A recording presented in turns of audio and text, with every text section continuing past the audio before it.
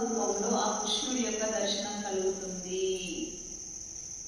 ఎన్ని వేల జనులు వస్తున్నారు బాబా గారి దగ్గరికి. ఆ జనులందరికీ వాళ్ళు ధ్యానం ద్వారానే వాళ్ళకు దర్శనాలు అవుతున్నాయి. అలాగే గణపతి గురించి బాబా గారు ఇలా చెప్తున్నారు.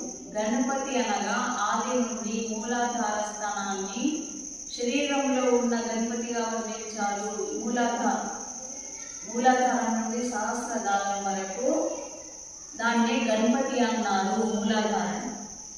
నాశవంతమైన దేహాన్ని శాశ్వతమని తలచకండి. శరీరం ఎప్పటికైనా శాశ్వతమే, ఎప్పటికీ ఉండదు. కానీ ఆత్మ మాత్రము అమరమై ఉంటుంది. అందుకనే మీ ఆత్మను మీరు ధ్యానం చేయండి. స్త్రీ ధర్మాన్ని, సత్యాన్ని, నీతి నియమాలను పాటించాలి. స్త్రీ పాటించాలి నియమాలు, సత్యం, ధర్మం అవి పాటించాలి. అదే లక్ష్మి యొక్క గుణాలు. జీవితంలో నిత్యం ధ్యాన సాధన చేస్తూ మరియు మన సంస్కృతిని, సంస్కారాలను మర్చిపోకూడదు.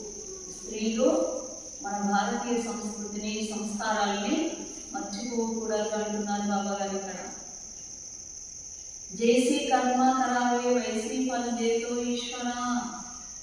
నువ్వు ఎలాంటి కర్మలు చేస్తావో అలాంటి ఫలితాలే ఇస్తాడు భగవంతుడు. మంచి కర్మలు చేస్తే మంచి ఫలితాలే ఇస్తాడు. దుష్కర్మలు చేస్తే శిక్షలు వేస్తాడు. ఇంట్లో దేవుళ్ళు మీరే, ఊరిలోని దేవుళ్ళు మీరే, దేహంలోని దేవుళ్ళు మీరే. కానీ మనల్ని మనము మర్చిపోయాము. దేవుళ్ళు గుళ్ళల్లో లేవు. ఊరిలో జనాలందరూ దేవుళ్ళే. ఇంట్లోని దేవుళ్ళు మనుషులే.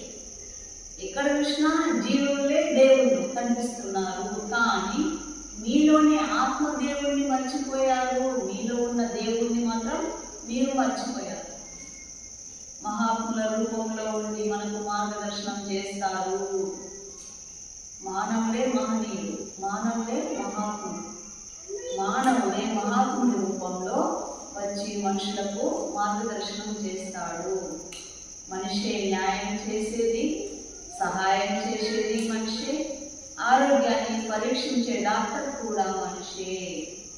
మనిషే లాయరు, మనిషే జడ్జి, మనిషే పోలీసు, మనిషే సహాయం చేసేది, మనిషి ఆదుకునేది, అన్ని మనిషే.